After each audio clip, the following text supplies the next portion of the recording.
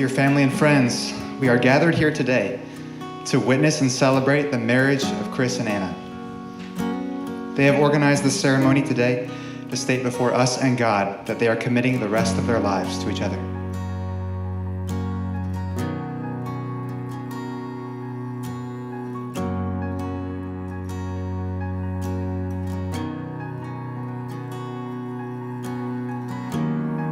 We can learn a lot about marriage by looking back at its origins. Marriage was the first human institution established by God, documented in the first chapters of the first book of the Bible, Genesis. We read that once God had created the earth, the first man, the plants, the animals, etc., he looked down and saw that it was all good, except one thing. And we pick up the story in Genesis chapter 2, verse 18. Then the Lord God said, "It is not good that the man should be alone. I will make him a helper fit for him." So the Lord God caused a deep sleep to fall upon the man, and while he slept, took one of his ribs and closed up its place with flesh. And the rib that the Lord God had taken from the man, he made into a woman and brought her to the man. Then the man said, "This at last is bone of my bones and flesh of my flesh. She shall be called woman because she was taken out of man. Therefore a man shall leave his father and mother and hold fast to his wife, and they shall become one flesh." In addition, Ephesians chapter 5, verses 1 to 2 encourages us to be imitators of God as beloved children and walk in love as Christ loved us and gave himself up for us, a fragrant offering and sacrifice to God. Because Jesus loved us, he gave up everything for us. He held nothing back, but gave himself all for love. This is a call to each of you in marriage, to hold nothing back from loving each other. Lay down your preferences and desires for the other. Don't seek to be served, but seek to serve. With patience, kindness, and gentleness, without irritation or resentment, without rudeness or demands placed upon the other. So this is a call to each of you in marriage, to love and forgive one another as Christ has loved and forgiven you.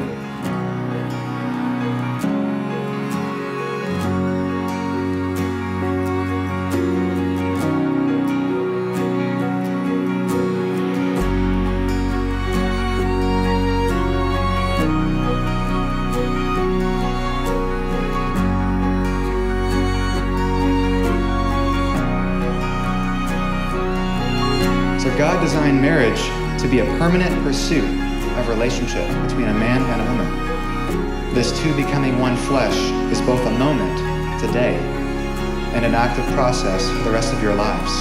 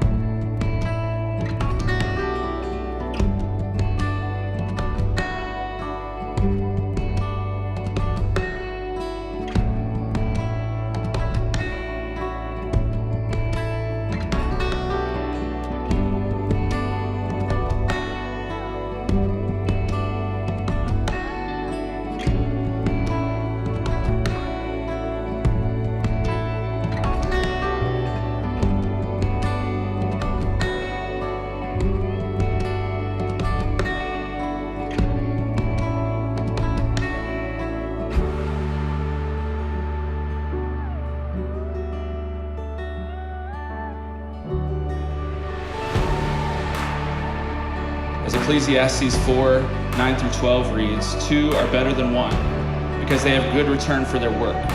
If one falls down, his friend can help him up. But pity the man who falls and has no one to help him. Also, if two lie down together, they will keep warm.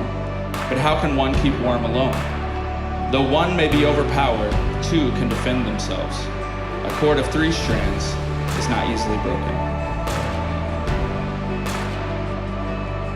Now that Chris and Anna have given themselves to each other by solemn vows before us and before God as witness, and have shown your affection and trust by the giving of rings, by the joining of hands, by the authority given to me by God in the state of Indiana, I now pronounce you husband and wife. Therefore, what God has joined together, let no man separate.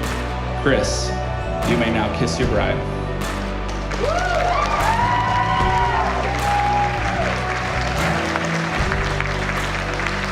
So it is now my privilege to introduce to you for the first time ever, Mr. and Mrs.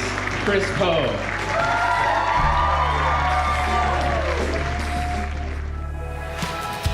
Now, fast forward to our time together at IU. We no longer had mud pits or S Club 7 dance parties, but now we had weekly lunches, dinners at my apartment, and PIO classes at the university gym. And for the first time, Anna and I were truly friends. We were no longer just sisters, but genuine friends who really enjoyed spending time together. We both grown and matured through the years. But one thing that didn't change was Anna's independence. Anna's always known what she's wanted, and Chris is no exception to that. Over the past couple of years, I've gotten to see Anna and Chris grow both individually and together in their relationship. Chris, I've seen the way you care for Anna, and the way you support and love her for who she is and all her quirky qualities without question. I know you will take care of her and be right there with her as you both make your way through even the muddiest parts of life together as husband and wife. I love you both and wish you all the happiness in the world. When I first met Chris, my sophomore year of college, I wasn't sure how well we would get along.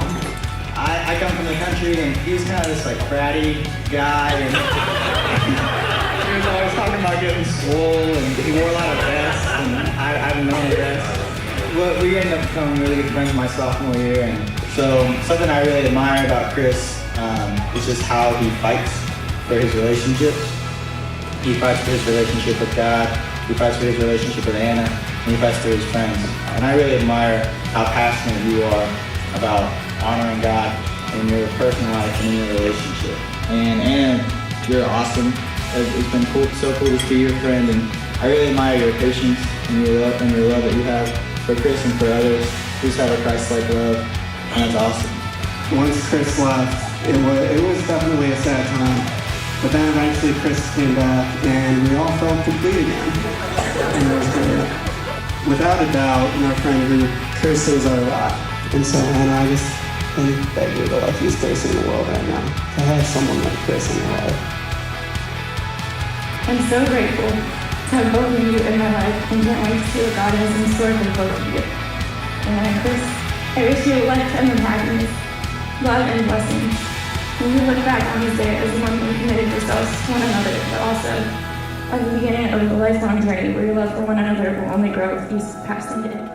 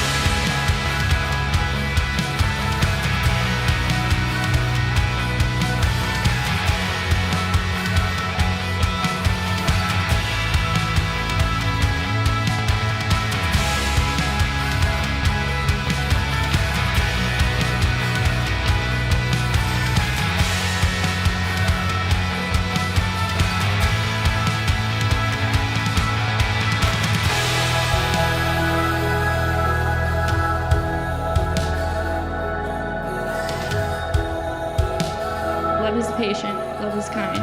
It does not envy, it does not boast. It is not proud. It does not dishonor others. It is not self-seeking. It is not easily angered. It keeps no record of wrongs. Love does not delight in evil, but rejoices with the truth. It always protects, always trusts, always hopes, always perseveres. Love never fails.